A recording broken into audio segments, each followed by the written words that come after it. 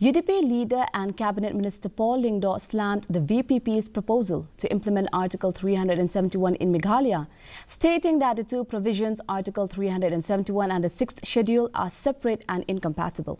He explained that wherever Article 371 is applied, autonomous district councils (ADCs) do not exist and vice versa.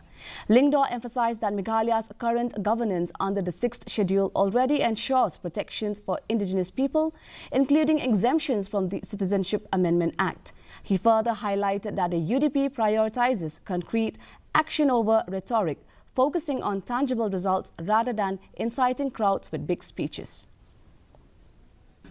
I think certain political parties are so confused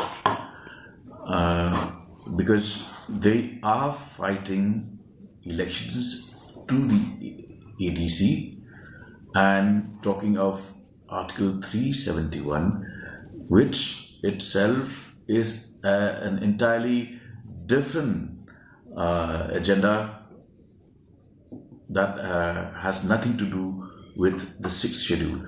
If you read 371 and the 6th Schedule, you will definitely arrive at the conclusion that they are two separate provisions of the Constitution, and therefore applying 371 to the 6th Schedule areas will lead to so much of confusion.